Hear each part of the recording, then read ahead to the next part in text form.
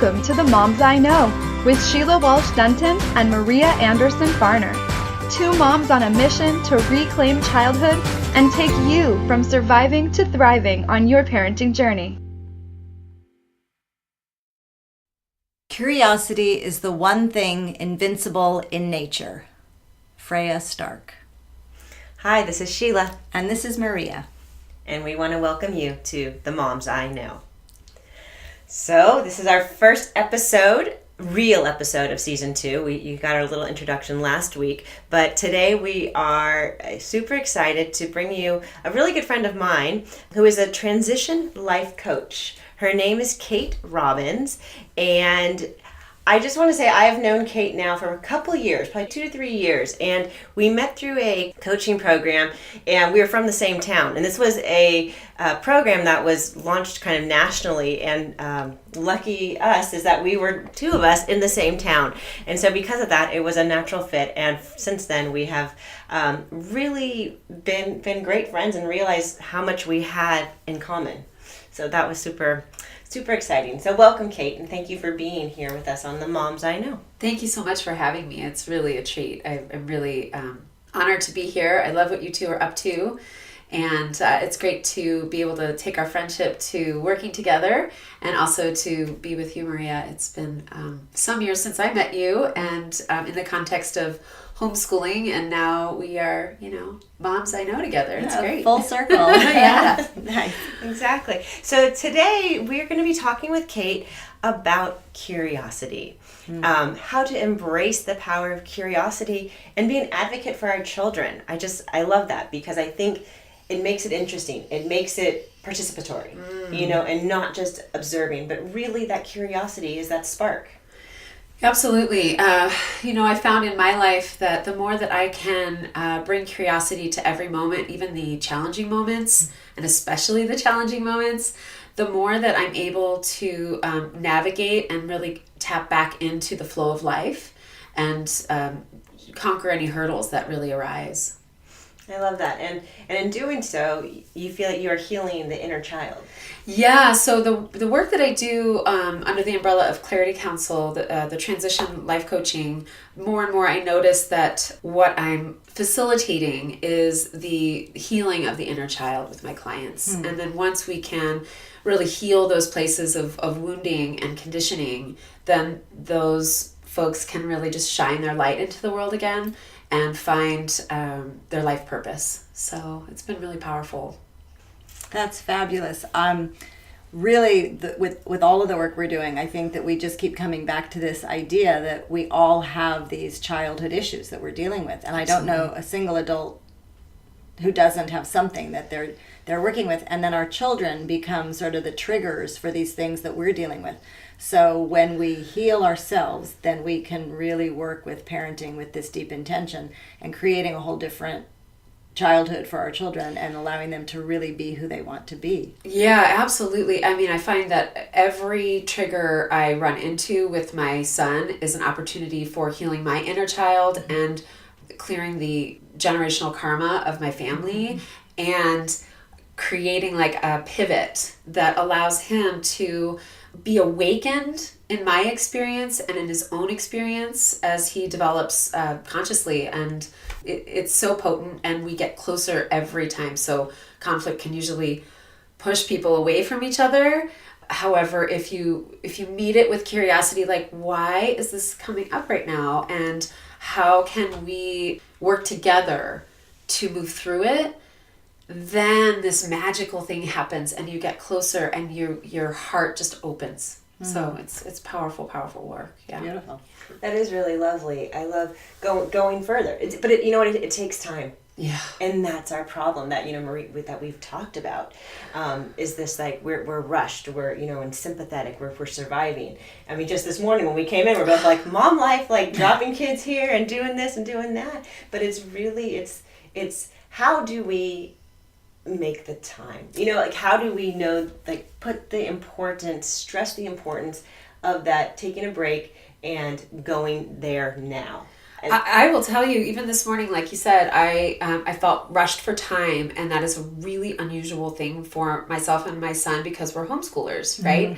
And so we have a lot more spaciousness, which was consciously chosen so that we would have the time to really answer all of his curious questions, which I have a very engaged child, right? So he is constantly asking questions, but I found that when I'm rushing around, I'm like, I don't have time to answer those, right? And this morning we had like this little, I just a little flub, right? And a little hiccup in the morning. And I really let it throw me. And the reason it threw me was because of that time crunch, my imagined time crunch.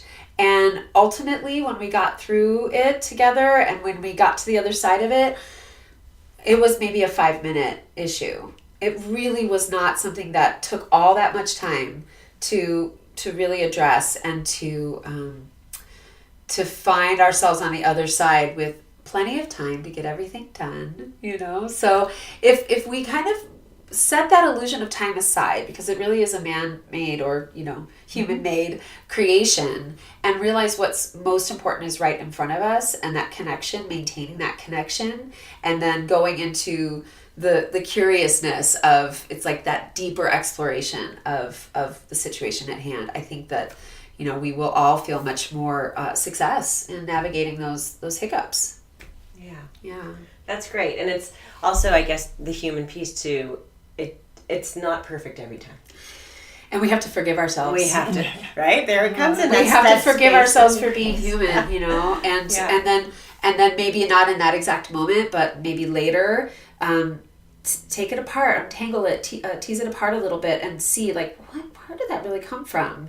And with my son this morning, I acknowledged, I think I'm a little bit nervous about this podcast that I'm doing today, which it's funny, but it's also true, and admitting my vulnerability allowed him to say, oh, okay, Mama, I hear that. And allows him to see that I'm human too.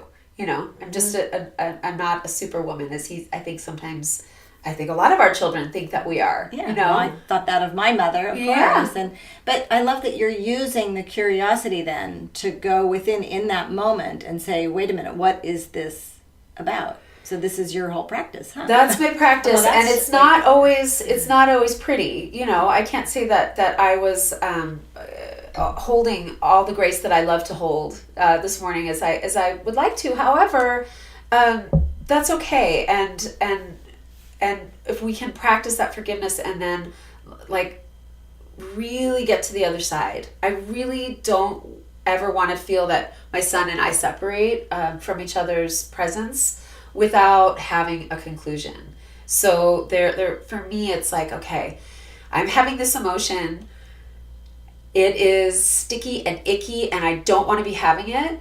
And instead of pushing it away, sometimes I embrace it and go, this is the emotion I'm having, and I believe I understand why. I believe I understand that it's, because I'm anxious about something that I'm about to approach, or I feel pressure in terms of getting you somewhere on time because I want to respect our community, and then allowing him to see that as adults we have a lot more responsibility, and that it's not it's not on him to take care of me. However, I would like for him to be aware that when I, ask him to do something, or there's a step-by-step process that we have to get through, that it's his responsibility, right, to get from A to B, his little job, right? So I'm bringing this around because I really feel like the biggest piece that happened for us this morning was our son was a little bit distracted by a new freedom that he's embraced, which is he received an iPhone. He's being out in the world more, and I want him to really get to that place where he has the freedom to explore and also the responsibility, right? So every time he gets a new freedom, I'm asking him to take on new responsibility, right? So this morning, chores, and he got distracted. He got distracted by his phone, which of course, and it gets to the place where I have to call him on, okay, I get that this was a distraction for you, and bring the focus back, Well, it's interesting because whether it's a small child with the toys or that they've gone outside, we don't want to be interrupted in the things that we're doing. And so this whole piece of communication, how do we respect the other person's interests and life, and yet also get our needs? So, this whole family dance, how do we interact in relationship together? So there's so many different ways in which we can look at that when the child is engrossed in whatever it is. How do we respectfully, and I think so often there's that conflict because we have our agenda, but they've got their own. And so one of the things that I've been really trying to help parents understand is that if we look through things through a child's eyes, that we can really have that, go back to our own childhood, our own curiosity, and then look at it through the child's eyes. And that sometimes helps me to go, okay, or, putting ourselves in their shoes. Oh my gosh, Maria, it's such a balance. And this was one of the topics of the conversation as I'm curiously trying to navigate, because I think curiosity is really a child's playground, right? Mm-hmm. That's what they're all about. And as adults, we tend to kind of lose that, right? So always bring it back, like, okay, how can I be in his perspective of, he's exploring a new territory. It's a whole new world with digital formats, right? And so that platform, it's enormous. And how can we respectfully ask him to mind the boundaries, right? While also giving him that, okay, yes, I understand you want to finish a game, or, look something up. Right? Yeah, look something up, or put some music on, or, this morning it was so interesting because it wasn't even about games or anything like that. But my boundary is we don't have any screens before 10 a.m. Like, I've set very particular boundaries. Like, these things have to get done in order to be able to play in that realm. And they're the same ones I hold to myself, right? And so I always find it very interesting. If I start letting those boundaries get slippery for myself, then he's going to do that. It doesn't matter what I say. Mm-hmm. It's what I'm showing him. And so I really acknowledge that for him this morning too. It's like, I've noticed that I was feeling nervous, and that I was allowing myself to be distracted, and that then I got upset with you because you did the exact same thing. Mm-hmm. You were upset about something, and then you were allowing yourself to be distracted, and then now we're in this conflict. And it's all about finding those the boundaries that we've set, not just for our children but for ourselves, letting them be reflective, and then going, oh, that's curious. That's so curious that I let myself waver. And what was that about, and how can we do better? I'm just sitting here kind of like just going over my own relationship with my teenagers, and just my lack of curiosity creates issues, especially with my teenage son, who's had an iPhone since a freshman in high school. So we waited, had that boundary there. Yeah. And then he's, more responsive, more freedom. He's almost 17, but he likes his games. He likes his social media and stuff like that. And I feel like I'm constantly on him. And so I need to shift that, come from a place of curiosity. What is he needing so much? What void is that filling? That's right. And so, wow. I'm kind of speechless right now. But it all comes back to, so basically our unmet needs. So what is it that we're looking for? And, we have done whole episodes on technology, and I know we will be doing more, because I think that that's something now that is really, it's pervasive, and it's all around us, and it's an amazing tool, and it's also a really difficult thing to maneuver with our young ones. But this idea that our unmet needs, so what is it? The need for connection? Is it the need for exploring? Is it the need for, and before we had these things, children have always been drawn to things that they are curious about. And as adults, we are always looking for something. And are we trying to avoid things, or are we trying to dive 100% into things? And how do we interact with all of these things in our life? And it's a fascinating It's absolutely fascinating. And these devices have so many options, right? So two things I want to say. One is the thing that distracted me today was a message from this amazing app called Nextdoor. And it's like, we've moved into, moved into this new area, and I'm trying to get him more friends. And that was the thing. It was like, oh, this woman messaged me and she wants to connect with my son. So that's what distracted me. And I said to him, I said, I was so distracted because I care so much about you creating new friends in our neighborhood, and that distracted me from our agenda this morning, and I'm really sorry about that, and we'll get to that, but that needs to happen another time. Now the other piece is, because my son is 11, we have established what we want to be the boundaries for the phone, what the intention is behind the phone. We've explained those to him, and yet we haven't caught up to how do we navigate this new territory. And so, being the first morning, and it's like, it was the first morning. Oh my goodness. And so we felt like, it was such an epic fail, right? But at the same time, okay, this is just the first morning. Like, we all get to just have bumps as we're navigating something new, And so I think that we'll get there. And again, technology is a whole other conversation, and what I am really proud of us that we navigated today was feeling connected, or setting intention together for the next time, and moving forward. And there will be plenty of next times. I can assure you. Yeah. So I'm actually really curious about how you chose this path of really working with people and in addressing this. Yes, thanks for bringing that up. It's so easy to get off on a tangent.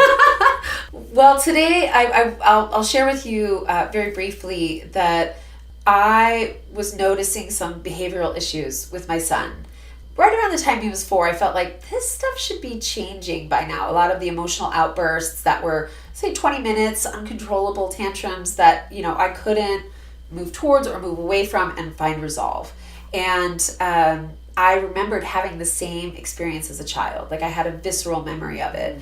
And so I sort of dove in with my curiosity, because I felt like how my parents had addressed it had not quite gotten to the root of the situation. And I wanted to do better, not to judge them, because I think they did the best they could, right?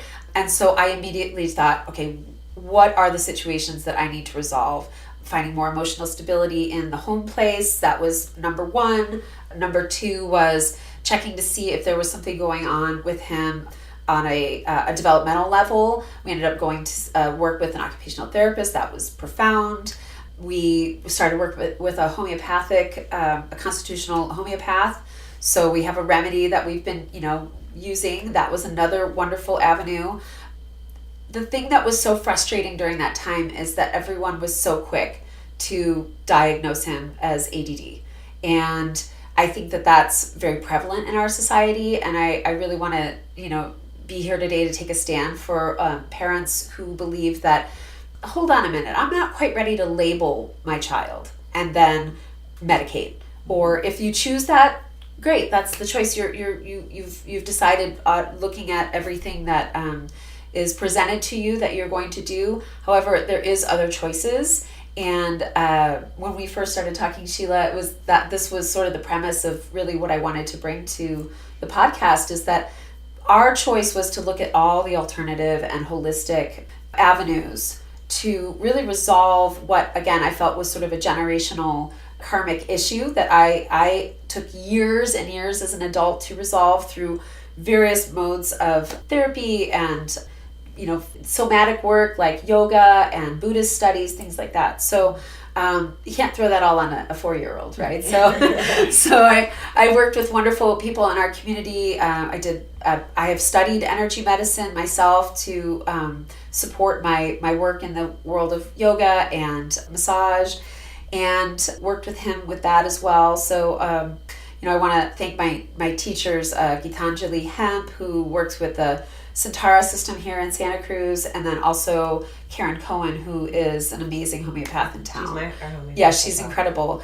And when I put all these together sort of synergistically, it propelled our son on a journey of self-discovery at an early age, and allowing him to know that there's nothing wrong with him, allowing him to know that we're in it together, we're going to figure this out together, and this, as we discussed, it still pervades our relationship.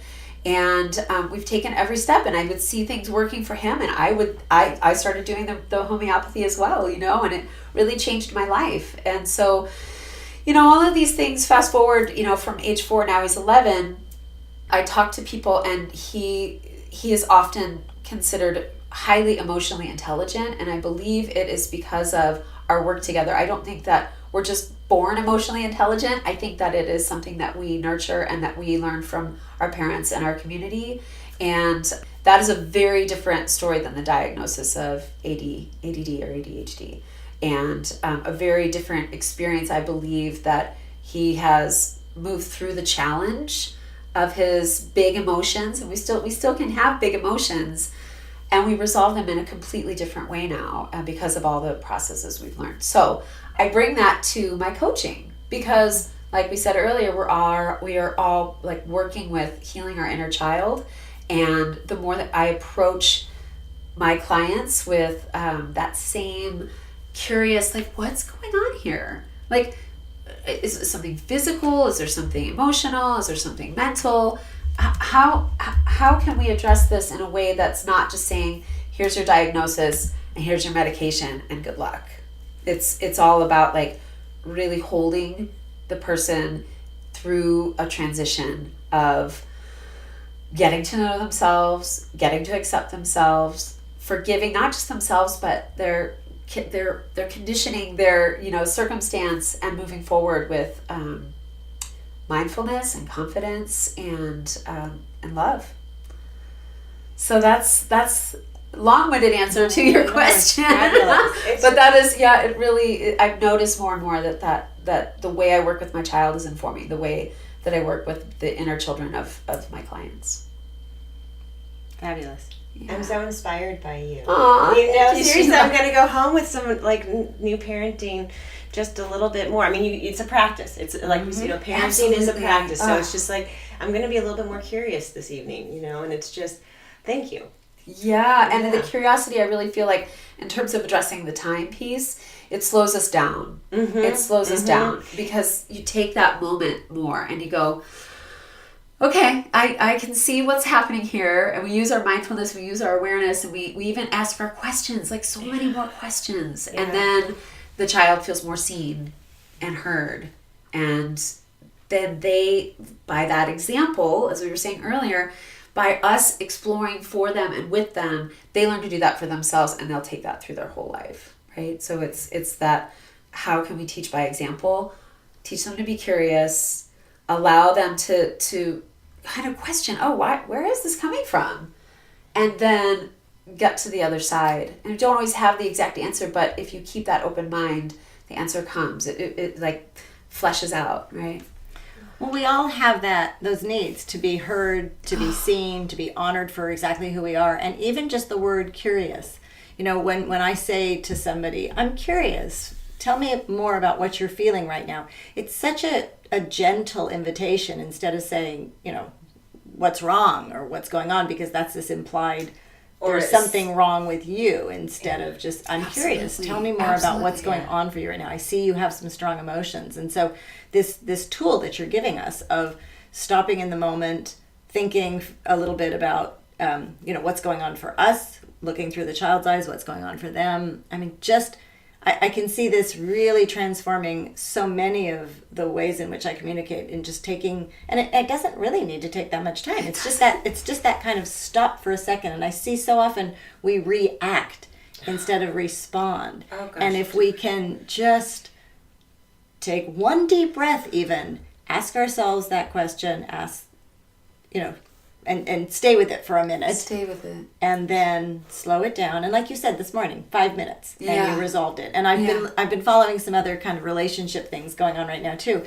And people really pointing out, it just takes a few minutes. Whereas if we have that conflict, that can go on for hours, days, weeks, a lifetime. And I encourage people to even really look at, if you do have an emotional experience, right, which happens if there's a reaction, the time it takes for you to kind of get that closer to your consciousness, like awakened responsiveness, that is where we can see the growth, right? Because sometimes, like you're saying, if it goes on for days, like if, the silent treatment, people go through all sorts of things with, in relationships. And if we can bring that where we feel the emotion or the reaction and we can bring it closer to being responsive, you'll feel more and more success, right? And that forgiveness can come easier. So really just giving yourself that time to get the practice down, just notice like, oh, hey, this is a big thing. In my 6-month program with my clients, I'll notice that they're very reactive at first, right? And then over 6 months, what I get to reflect to them is, notice how quickly you turn this around. Just notice. Isn't that amazing? And we get to celebrate that. And they start to build their confidence of like, wow, yeah, I used my mindfulness and I got myself through the emotion. Because we don't want to deny the emotion. We want to move through it, right? So I think that's the precious bit that is often forgotten. But yeah.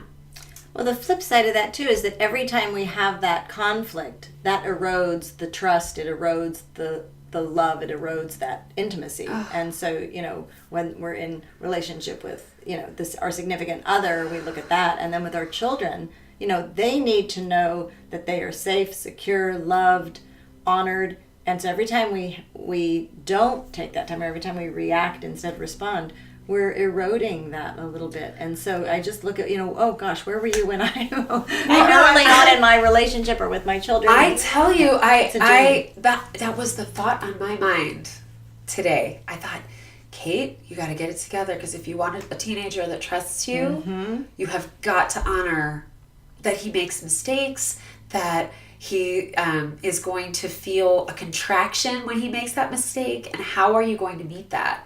And so that's where the resolve comes in, that recreating that intimacy that says, I made a mistake too, and I'm willing to admit that, and let's move forward together, with the Clarity Council that I work with.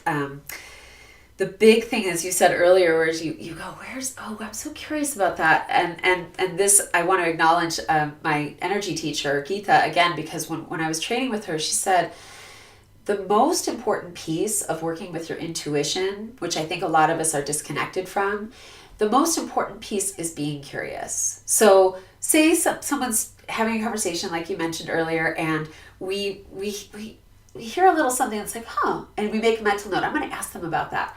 That's the curious, right? That's the intuitive mind saying, I want to know more about that, because I feel like that's where the snag is. And that's the technique I use when we drop into energy medicine with a client is, hey, this is coming through. This is very curious. Tell me more about that. And then I start to hear, I hear like voices coming through, that it's just like a channel, like this is where I want to tell you a message that I'm hearing from my spirit guides, which is what I call my Clarity Council.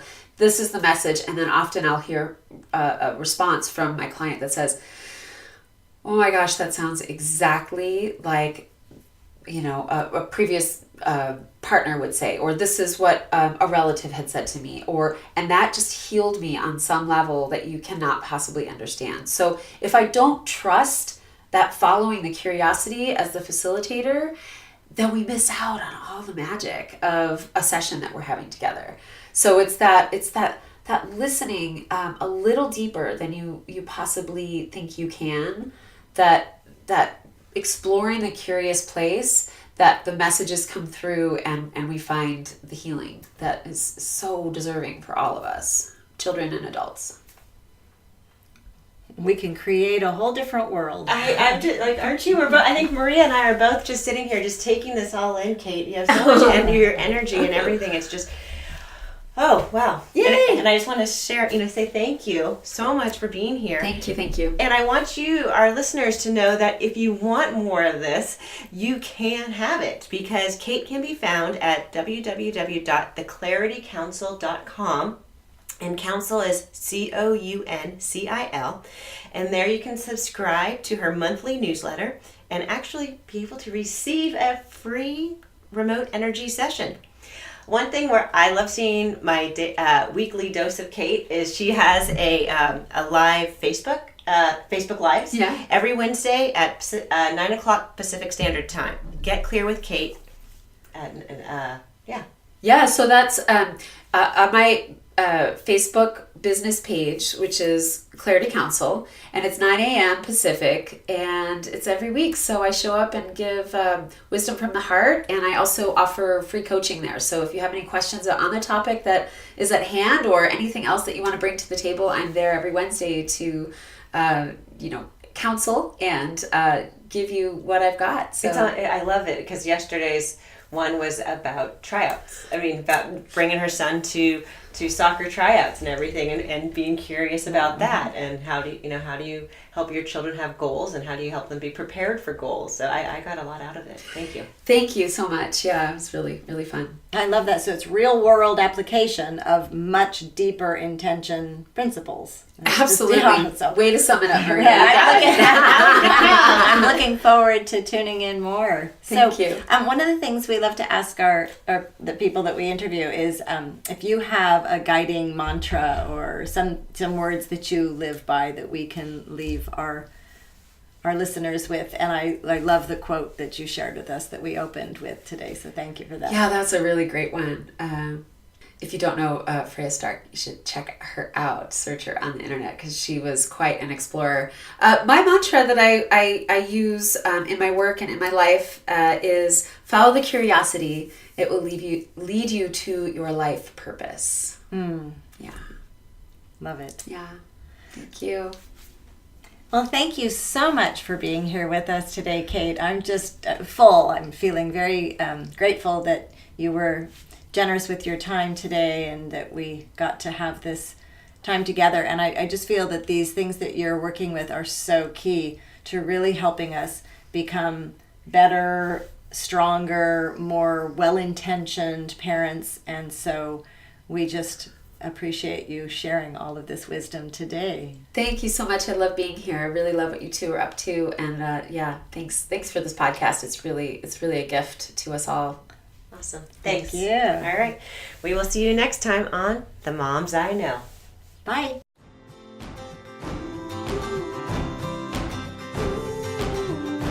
Thanks for joining us today for The Moms I Know. To learn more about Sheila and her online program, The Mom Map, visit purplebeetnutrition.com. For Maria's monthly blog and to learn more about her group programs and retreats, visit soquelessentials.com. That's SOQUEL essentials.com. We hope you enjoyed today's episode of The Moms I Know. Until next week, have a joyful family journey.